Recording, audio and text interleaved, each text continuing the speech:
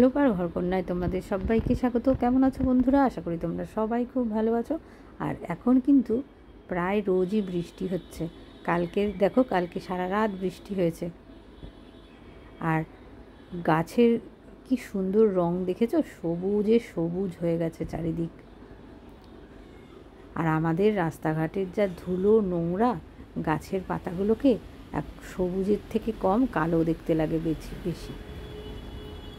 আর যেই প্রকৃতি দেখো বৃষ্টির জলে গাছের পাতাগুলোকে ধুয়ে দিয়েছে, আর সঙ্গে সঙ্গে সবুজ রং কীরকম ফিরে চলে এসছে।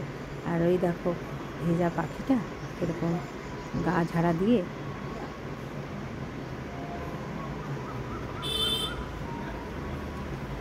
এই সবই দেখছি সকাল থেকে বসে বসে।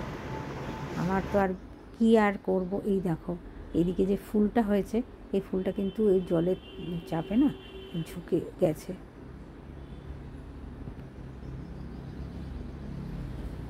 আর আজকে হচ্ছে বৃহস্পতিবার। দেখো কত বৃষ্টি হয়েছে কালকে, জানো? কালকে সারা রাত এখানে বৃষ্টি হয়েছে।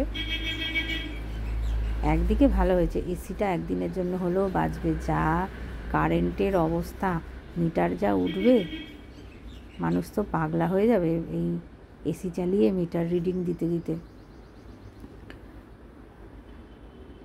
আর যত দিন যাচ্ছে এখন কিন্তু, আগে আমরা ভাবতাম যে এসি চালানোটা মানে একটু বাহুল্যতা। সত্যি করে এসিটার যা ইলেকট্রিক কনজামশান হয়, সত্যি কথা সবার পক্ষে সেটা এফোর্ড করা সম্ভব হয় না। কিন্তু কি করব, দেখো যত দিন যাচ্ছে এখন কিন্তু একটা এসেনশিয়াল হয়ে যাচ্ছে। আগে যেমন আমরা মনে করতাম ফ্রিজ একটা বড় লোকদের বাড়িতেই থাকে, সেই জিনিসগুলো, ফ্রিজ, টিভি, এগুলো আস্তে আস্তে এখন কিন্তু আমাদের ডেলি নিত্য সঙ্গী, মানে রোজকার জীবনের সঙ্গী হয়ে যাচ্ছে।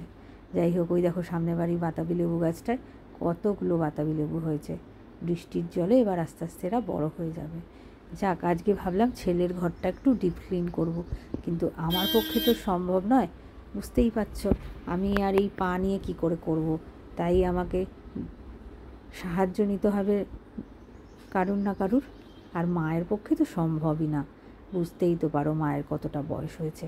আর এ হচ্ছে ডাবলু, আমাদের পাড়ায়ই থাকে, সবজি বিক্রি করে। আর যেদিন বর্ষা টর্ষা থাকলে টুকটাক ওর বাড়িতে গিয়ে কাজ করে। যাই হোক, ডাবলুকে ডেকে নিয়েছি। ছেলের ঘরটা অনেক দিন ধরে খুব নোংরা হয়েছিল, বই খাতা ধুলো নোংরা পড়ে খুব বাজে অবস্থা হয়ে গেছিলো।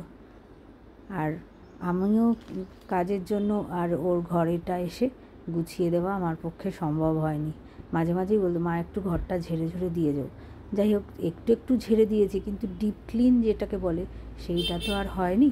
তা আজকে ডাবলুকে ডেকে নিয়েছি। ডাবলুকে বললাম, ডাবলু চল তুই আর আমি মিলে ঘরটা ডিপ ক্লিন করে নিই। ওই ভারী জিনিসগুলো টানাটানি এধার ওধার ওই করেছে, আমি শুধু বসে বসে ওকে তদারকি করে দিয়েছি। আর টেবিল মোছা, এগুলো টুকটাক যেগুলো আমার মানে একটু একটু করে আমি করতে পারবো সেগুলোই আমি করেছি। তাছাড়া সমস্তটাই ডাবলুই করেছে। ও চলে যাওয়ার পরে বিছানার চাদর টাদর পাতা এইগুলো আমি করেছি। যাই হোক, আজকে না খুব ভালো করে ডিপ ক্লিন করেছি, মানে নিজেরও একটু ভালো লাগছে। মনে হচ্ছে ছেলের ঘরটা খানিকটা হালকা লাগছে। একটু ধুলো ময়লা বেশি হয়ে গেলে দেখবে খুব ঘরের মধ্যে কেমন যেন একটা ভারী ভারী লাগে, মনে হয় অনেক কিছু। তারপর পুরনো অনেক খাতা ছিল, পুরনো অনেক কাগজপত্র ছিল, বই ছিল যেগুলো ওর লাগবে না।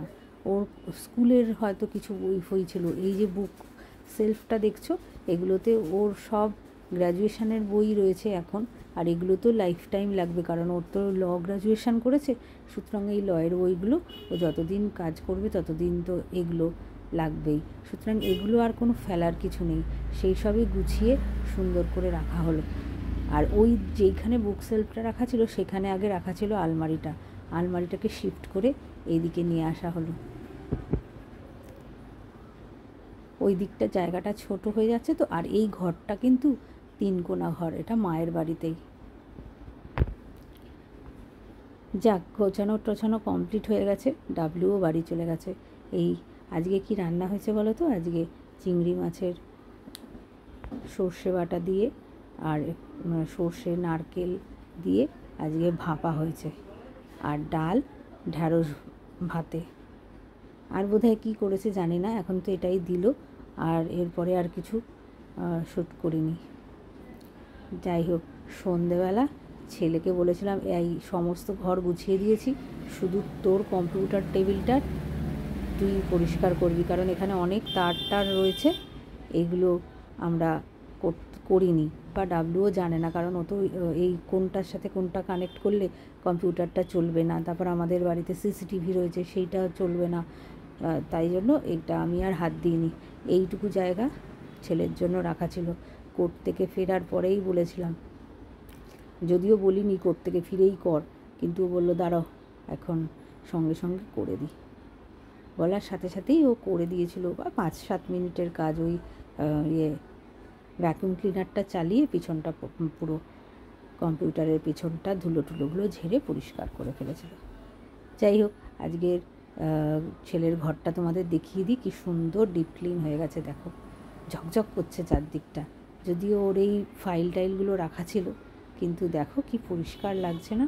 ঘরে মাঝে মাঝে না জিনিসপত্র এদিক ওদিক করলে ভালো লাগে, ঘরটাকেও একটু নতুন লাগে। আর এই যে তোমার দাদা ওই বাড়ি থেকে এসছে, ওর ওই গেঞ্জিটা আর এটা রাখা রয়েছে। এই দেখো কম্পিউটারের জায়গাটাও কি সুন্দর চকচকে ডিপ ক্লিন হয়ে গেছে, দেখেছো?